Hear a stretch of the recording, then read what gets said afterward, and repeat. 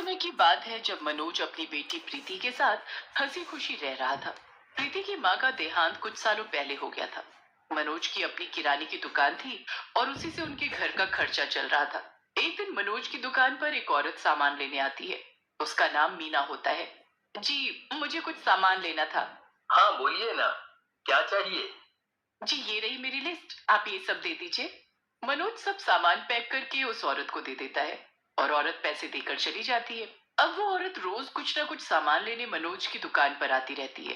कुछ दिन बीत जाते हैं पर मीना दुकान पर नहीं आती। मनोज को बड़ी चिंता होने लगती है। वो तो रोज उसके इंतजार में रहता था कि कब मीना उसकी दुकान पर आए। अब उसे समझ नहीं आ रहा होता कि वो कैसे पता करे कि आखिर मीना दुकान पर क्यों नहीं आ रही। फिर एक दिन अचानक मीना की बेटी पायल दुकान पर आती है। मम्मी ने ये लिस्ट दी है, आप ये सामान हमारे घर पहुंचा दोगे? हाँ, मैं पहुंचा दूंगा। पर तुम्हारी मम्मी दुकान पर क्यों नहीं आई? और काफी दिन से नहीं आई। सब ठीक तो है ना? वो मेरे पापा की एक्सीडेंट में मौत हो गई। इस वजह से बस वो घर में बैठी रोती रहती हैं। मनोज शाम को मीना के घर राशन का सामान लेकर पहुंच जाता है और वहां मीना उदास एक कोने में बैठी रो रही होती है। मनोज मीना को ऐसे देखकर बड़ा दुखी होता है। वो मीना के पास जाकर उससे पूछता है। जी, मुझे पता चला आपके पति के बारे में। बड़ा ही दुख हुआ सुनकर। देखिए, आपको कोई भी जरूरत हो तो आप मुझे बता सकती हैं। मैं आपकी मदद करूंगा।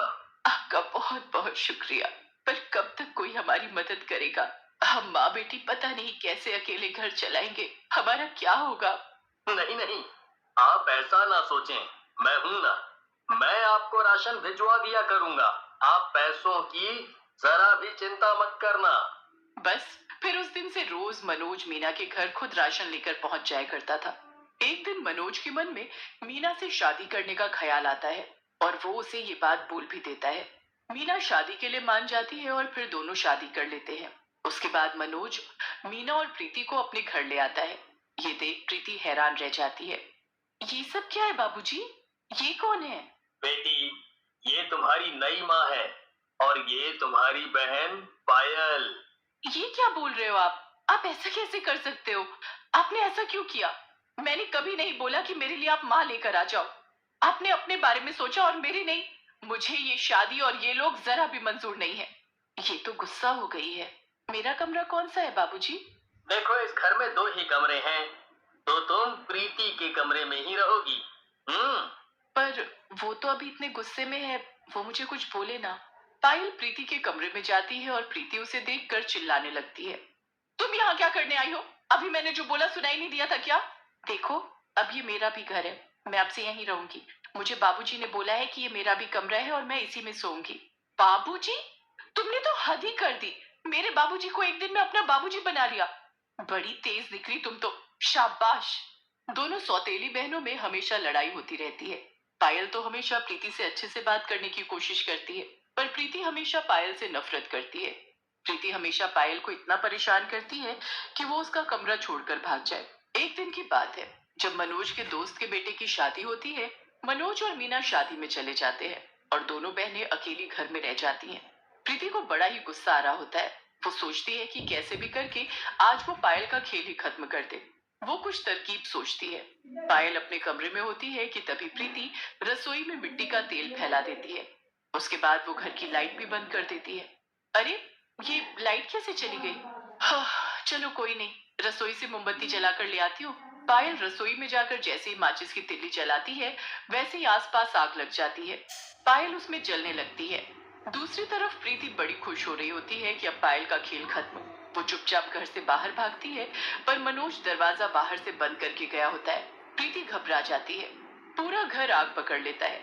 दरवाजा खुलने का नाम ही नहीं लेता। एक तरफ प्रीति और एक तरफ पायल दोनों आग की चपेट में आ चुके होते हैं। दोनों बुरी तरह से चिल्लाते रह जाते हैं, पर कोई उनको बचाने वाला नहीं होता।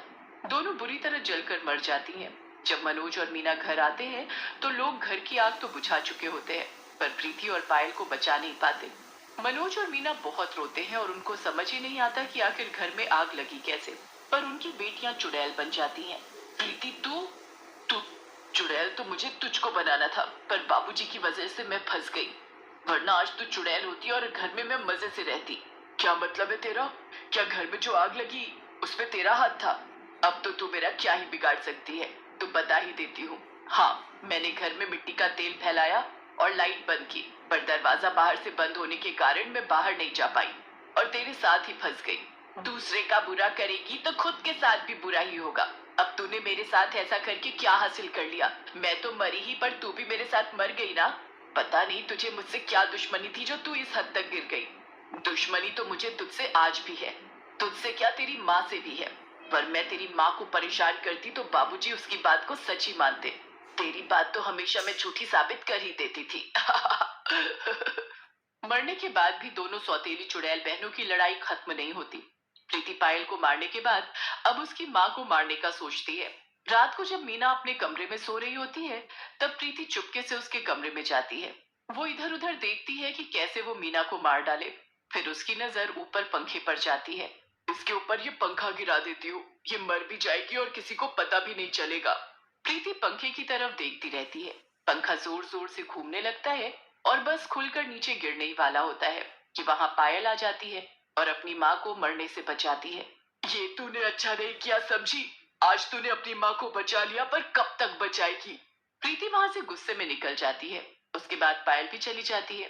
वो दोनों किसी को दिखाई नहीं देती, पर वो वैसे हमेशा घर में घूमती रहती है। मीना गुनगुने पानी से बाल्टी भर लेती है और फिर देखती है कि वो टॉवेल लाना ही भूल गई है।